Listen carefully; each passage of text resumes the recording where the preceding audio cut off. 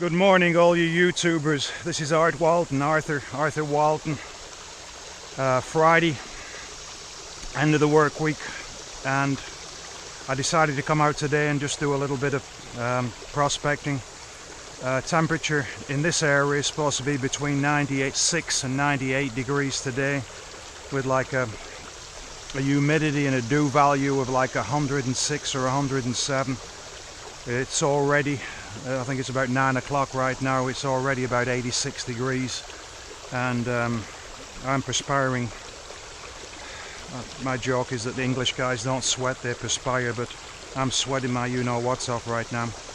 I brought a lot of equipment here because this is an easy place to access. My truck's around the corner. Thanks to my wife, I've now got a beautiful little cart that folds down that was designed for beach and surf fishing, but I'm putting double application into dragging my stuff around. So I've come a little heavy today, along with the sluice, a couple of sluices, my Trommel, the water supply system for the Trommel, and numerous other things. The mixing bowl there, the black mixing bowl, as a safety container, safety pan concept, and also introduce you to one of the best innovations that I've had for a long time. Martin Prospecting make a shovel that's basically just a radius normal shovel that has a lip welded on.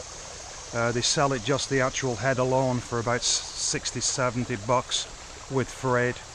I checked out a few things and came up with this Bully, B-U-L-L-Y, Bully tools, and they have these, I believe what they call the trench or ditch shovels. This one is 6 inches wide, there's a smaller one 4 inches wide. The concept is that it's a flat base shovel with a large lip, which does, I believe, even a better concept than the actual Martin does. Right now I'm using a water system on the Trommel, but if you were using just the buckets and classifying screens, when you're using a normal shovel, every time you shovel material in, there's little or no water gets in that screen, sieve or bucket. But as you see with this concept, when I actually pick up material, that whole shovel is filled with water. So imagine every time that you dump material into your sieve screen in preparation to sieve it out and screen it out into the bucket, you were getting almost a third of a gallon of water put into there, which translates to less time throwing buckets of water into the screen and sieve into the bucket itself. So, and this thing came from Home Depot, Home Depot, and ordered it online, and it was 56 bucks shipping free. So anybody that's in the market for a good flat bottom shovel that obviously you can scrape off the clay instead of using the radius, which only hits on the bottom, you can basically get nice flat bottom screening on the bottom of the clay segments you want to scrape. And then, more important, as you're coming up out of the material, you have that much water that goes into the actual bucket and sieve. So I just wanted to show you that. I think it's one of the great deals that I've found. What I'm going to do now is just clean out the first bucket that I did. I brought down the MacKirk Expedition Sluice, which is just a little bit bigger than their Explorer. Pretty much the same weight, but it's just a little bit wider, a little bit longer, and does about 40% more production according to Mr. MacKirk. So what I'll do is I'll clean this out and we'll see what we have.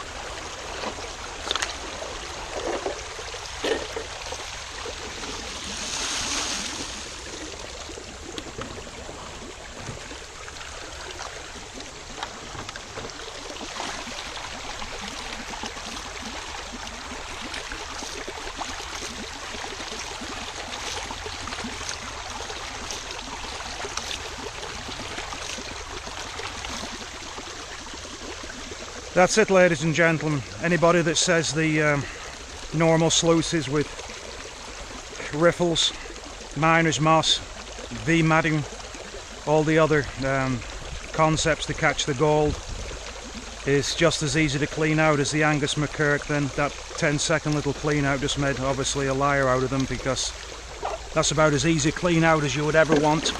And once again, I'm using the actual legs that I prefabricated, which once you put them on, make putting this sluice back into the spot pretty easy to do. Just needs a little bit of adjustment now and it'll be back in place again.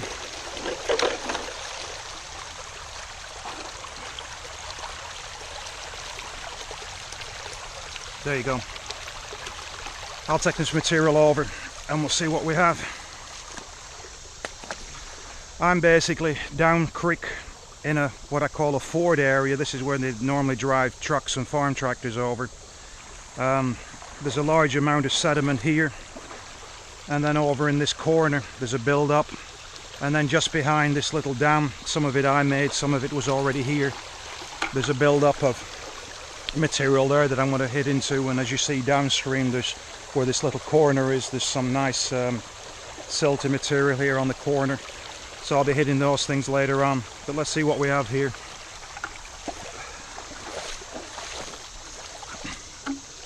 This mortar mixing tray was about $5 or $6 at Home Depot, and again, I normally don't bring this to the areas where I have to almost backpack the material in, but it is a great concept as far as not losing any material.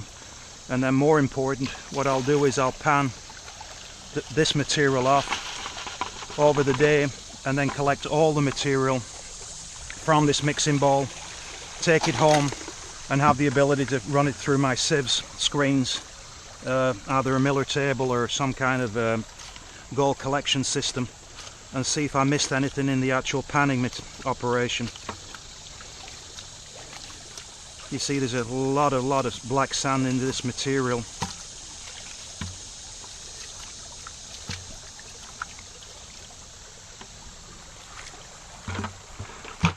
I had one or two of the YouTubers reply back to me and said they always wanted to see me pan the material rather than obviously just show you the sluicing and then taking it home and doing it. But I normally don't do this.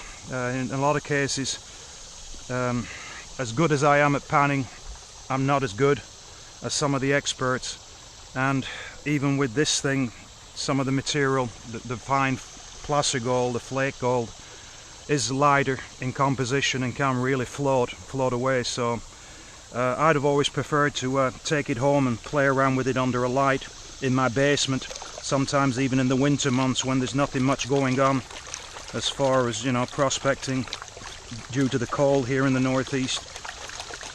But anyway, I'm going to show you this and see what we can come up with.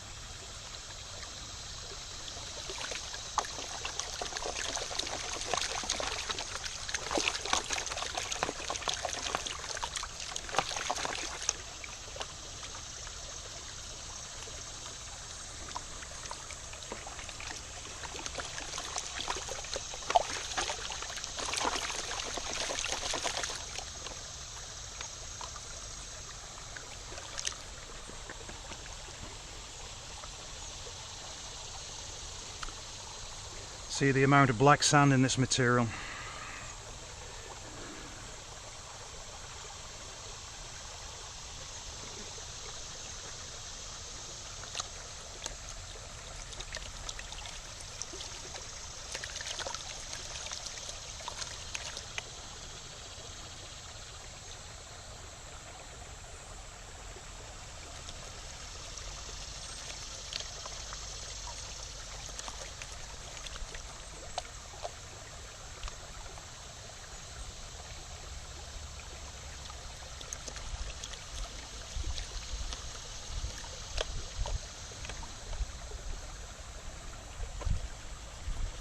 Forgive me for not talking much during this operation, ladies and gentlemen, but sarcastically to say, I'm one of the guys that basically can't chew gum and walk at the same time, so let me concentrate on this and let me try and do justice to this material.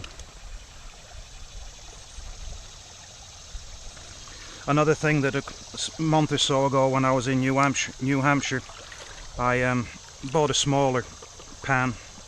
Decided that a lot of the times I'd seen so-called experts on the gold panning videos, they had been using a larger pan for pre-panning and then you switch to a smaller one and seem to get better control of the pan and most of the time less weight on their wrists, and so I'm going to use this smaller pan. Again, I'm not telling you that I know anything better than anybody else. These are all my concepts and I'm learning as much as anybody else about this gold panning, but this seems to work better for me when I use it in a one-handed operation.